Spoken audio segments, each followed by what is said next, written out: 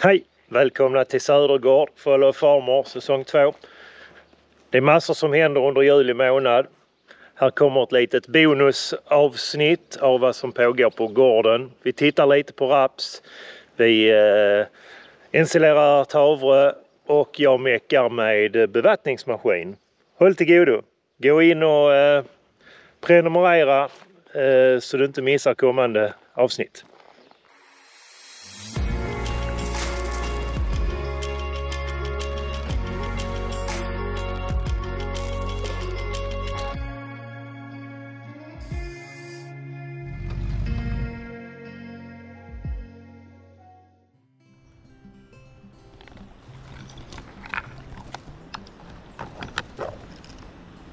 Ute och kikar i rapsen. Vi är i månadsskiftet här, juni-juli. Och den är gräsgrön. Frisk, ser fin ut. Det är några fåtal baljor som skidor som har fått stryk av insekter. Men jag tror ändå vi lyckades rå på de flesta. Prickade och tajmade vår behandling där rätt mot rapsvivel. Så vi har väl fortfarande väldigt lite skador där. Vi tänker tröska den här rapsen på rot som det ser ut. Vi har skärbordsförlängare. Men vi är ju några veckor bort med det. Det är svårt att säga om. Nu har vi fått in lite fuktigare väder här, men annars ska man alltid bedöma när tror du det blir dags.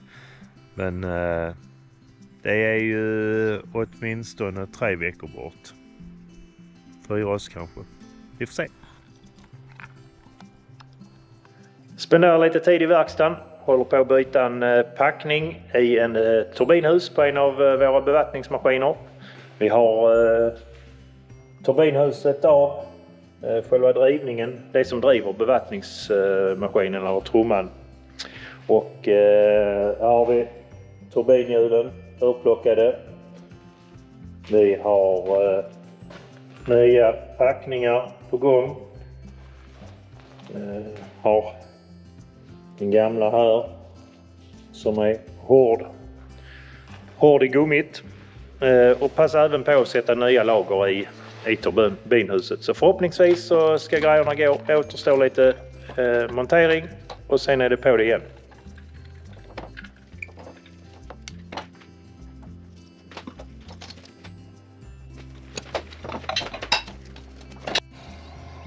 Ja, då är vi igång och påbörjar skörden kan man väl säga. Vi är ute i gröefältet och börjat att hugga ängsgröe.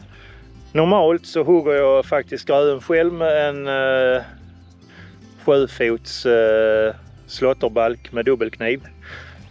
Men jag har gett min granne uppdraget att hugga med en 10-fots självgående. På så sätt får jag in lite grann mer material i strängen och kan plocka upp det med tröskan med dubbla axluftare. Annars är risken att man får ett större spill. Och det är anledningen, det är torkan i år, för gröen är något kortare så man får mindre material i strängen. Men på detta sättet så hoppas jag att vi får ut så mycket som möjligt. Och vi får väl återkomma längre fram med vad resultatet blir.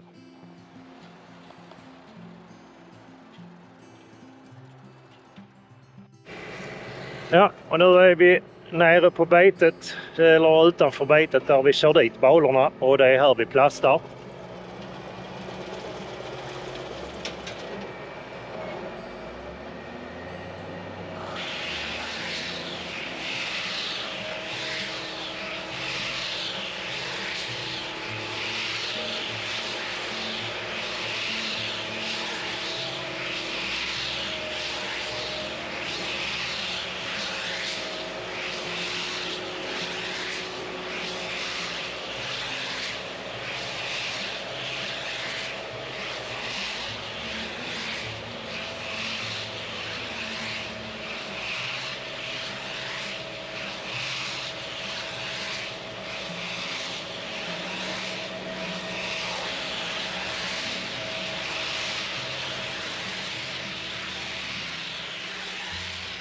Jag är ute och tittar lite i rapsen om man nu kan se några skillnader utifrån den här Caryx-behandlingen som vi har gjort.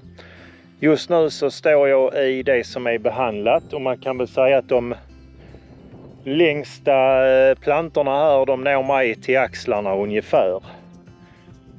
Fältet börjar mogna av jämnt, man ser ingen skillnad på det sättet ser man ingen skillnad på behandlat och obehandlat. Men vi får gå in och kika även i det obehandlade för att se om det är någon annorlunda längd där. Ja, har jag trixat mig in i det obehandlade. Det är inte helt enkelt att springa runt i ett rapsfält som har vävt ihop på detta viset. Men jag kan väl konstatera att av de här som skjuter upp och är något längre, de är betydligt fler i det obehandlade. Man hade kanske önskat att man hade sett fler eller större skillnader. Där är som sagt ingen skillnad i mognad. Men vi får se om det blir någon skillnad i hur lätt det är att tröska helt enkelt och hur stabilt det står när eventuellt vindar kommer och drösningsrisk och sådant ökar. Så vi håller kik.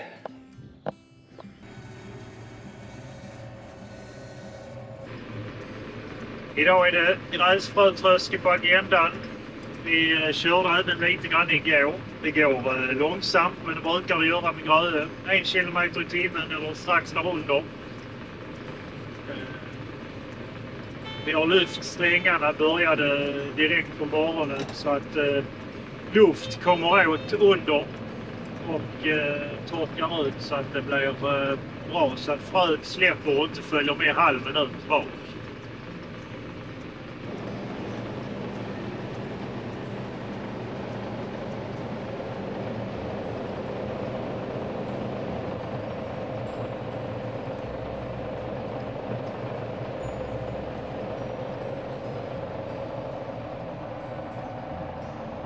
Vi rullar på.